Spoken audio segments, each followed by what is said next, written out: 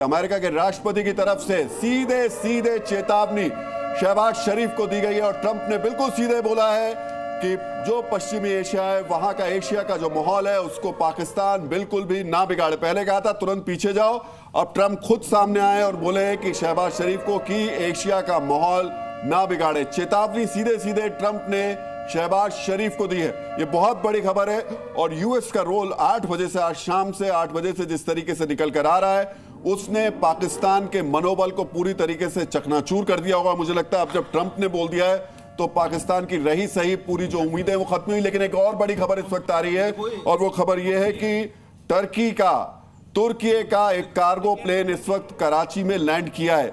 अब इकलौता उसका सहारा जो है, उसका जो दोस्त है वो तुर्की ही है, लेकिन इस कार्गो में क्या है ये बड़ा सवाल है। लेकिन और दुनिया का कोई भी देश इस वक्त पाकिस्तान के साथ ना तो खड़ा है, बल्कि जो भी देश इस वक्त रिएक्ट कर रहा है वो भारत के समर्थन में पाकिस्तान को बार बार ये बता रहा है कि अपने आप को कंट्रोल में रखो। यूएस की तरफ से बहुत सीधे पहले चेतावनी दी गई, पीछे हटो, और अब कहा गया है बस एशिया का माहौल ना बिगाड़े पाक।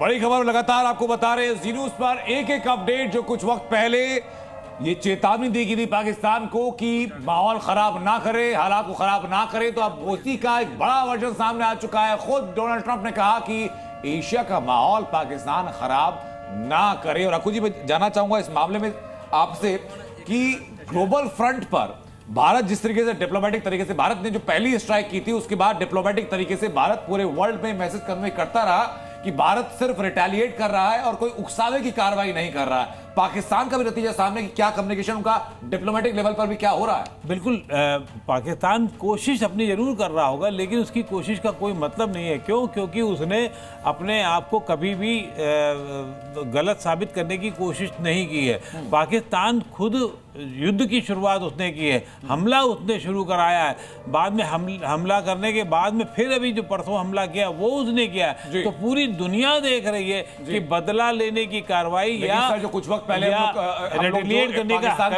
बात कर रहे थे, संभवतः उसका जवाब हमें मिला है। तुर्की का जो मालवाहक जहाज है वो पाकिस्तान पहुंचा है। लेकिन साहब मुझे बताइए कि तुर्की का ये सपोर्ट देना इस मालवाहक जहाज में कार्गो में इस वक्त क्या हो सकता है? रसद तो पहुंचा ही नहीं होगी, संभावना यही कि एमिनेशन आपने पहुंचाए वहां तक नहीं, जबकि हमारा टोटल एयर सुपीरियोरिटी है। हाँ। तो ऐसा होना बिना हमारे क्या बोलते हैं हमारे हाँ के हो ही नहीं सकता था, जो मुझे ऐसा महसूस होता है। दूसरी बात जो आपने बोला ट्रंप का और बाकी यूएस का जो सपोर्ट हमें मिला है, क्योंकि हमने हर एक कदम पर चेताया, मेजर्ड, हमने बोला कंट्रोल्ड,